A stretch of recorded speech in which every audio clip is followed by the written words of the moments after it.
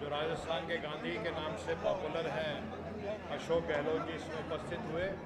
मैं दिल्ली से आया, हमारे भाई जितेंद्र बघेल जी ने इसमें शिरकत की। और ये कार्यक्रम हमने इसलिए किया कि इस समय देश में न्याय योद्धा राहुल गांधी जी, जो 90% वंचित समाज है, ओबीसी, एससी, एसटी और गरीब, उसकी लड़ाई और उसकी भागीदारी जो पावर स्ट्रक्चर है भारतवर्ष का उसमें हो, वो लड़ाई लड़ रहे हैं। एक लड़ाई लड़ी थी महात्मा गांधी जी ने देश को आज़ाद कराने के लिए, और एक तरह से उससे पॉलिटिकल इक्वलिटी आई, सबको एक वोट, एक का अधिकार मिला, चाहे वो किसी भी जाति का हो, किसी भी धर्म का हो, गरीब हो, अमीर हो, अनपढ़ हो, साक्षर हो। और एक लड़ाई उस समय जो बाबा साहब भीमराव अंबेडकर जी ने भी कही थी कि जब तक इस देश में सामाजिक समता नहीं आ जाएगी, आर्थिक समता नहीं आएगी, ये देश कभी भी मजबूत देश, सशक्त देश, समृद्ध देश, प्रबुद्ध भारत नहीं बनेगा। तो आप सब जान रहे हैं, भारत जोड़ो यात्रा के से लेकर के आज तक लगातार राहुल गांधी जी न्याय योद्धा, आर्थिक और सामाजिक समता के लिए लड़ रहे हैं। और इस लड़ाई के कारण इस देश की जो वो ताकतें, आरएसएस, बीजेपी, जो समता में विश्वास नहीं करती, जो ऊंच नीच जाति के आधार पर विश्वास करती हैं, वो तमाम मनुवादी ताकतें राहुल गांधी जी के खिलाफ हो गई हैं। उनको रोज़ाना गाली देते हैं। आपने देखा 2500 चैनल हैं जो उनके खिलाफ सुबह से शाम तक बकवास करते हैं। उनको जेल ले जाने की धमकी दी जाती है, उनका सामान घर से उठा के बाहर फेंक दिया जाता है।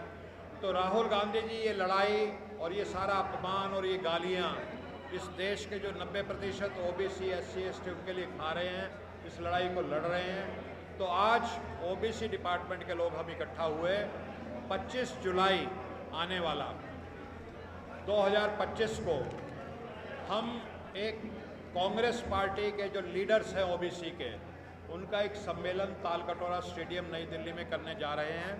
क्योंकि 25 जुलाई को लगभग 1 साल हो जाएगा जब राहुल गांधी जी ने 29 जुलाई को पार्लियामेंट में कहा था, जब उनका मजाक उड़ाया जा रहा था, जब मोदी जी उनको अर्बन नक्सल कह रहे थे, पापी बोल रहे थे, और अनुराग ठाकुर जैसे लोग अपशब्द बोल रहे थे राहुल गांधी जी के लिए, तो लोकसभा में खड़े होकर के राहुल गांधी जी ने कहा था कि आप कितना ही मजाक उड़ा लो, and whether you like it you don't like it, आपकी सरकार से लोकसभा के इसी कार्यकाल में मैं जाति जनगणना करा करके रहूँगा। तो लगभग उस बात को 1 साल हो गए। तो उसको 1 साल के उसको कहते हुए हम 25 जुलाई को सभी कांग्रेस पार्टी के ओबीसी कार्यकर्ता देश के हर कोने से आ रहे हैं।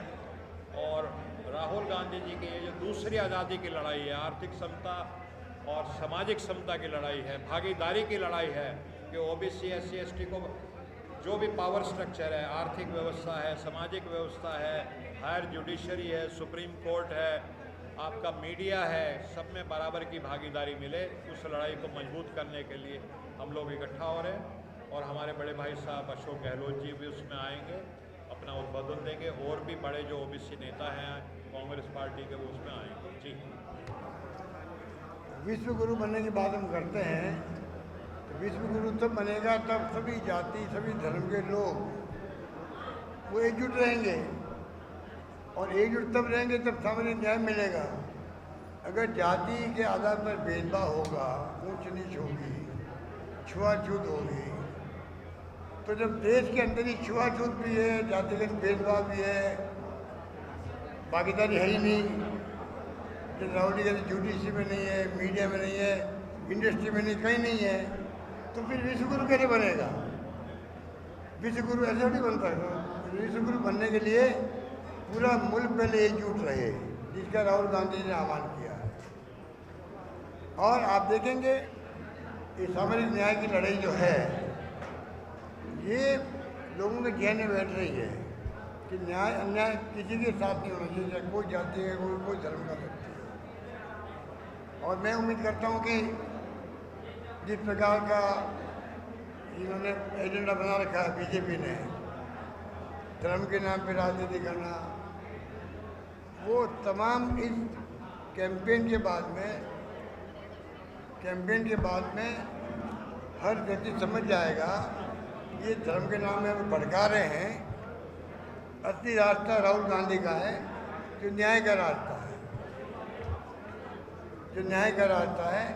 अगर हमें देश को आगे बढ़ाना है, ओबीसी को, SC ST को, गरीबों को, गरीब कोई कौम का हो, उसके लिए अच्छी स्कीमें बने, ये सोच राहुल गांधी की है, ये सोच राहुल गांधी की है।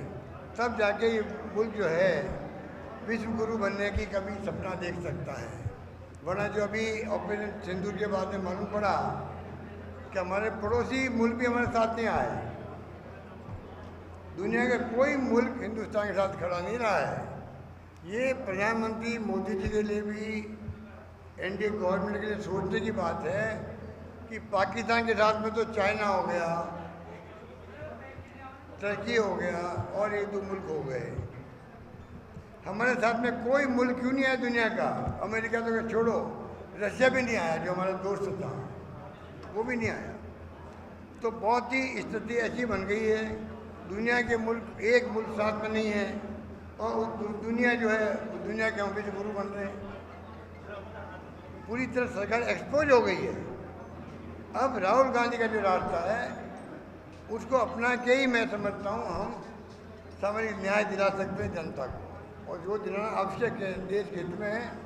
देश तभी एकजुट रहेगा, एक रहेगा, अखंड रहेगा, तब सबको बराबरी का न्याय मिलेगा। धन्यवाद। बीजेपी तो कहती है कि पहलगाम हमले के बाद जो TRF पर प्रतिबंध लगा वो कूटनीति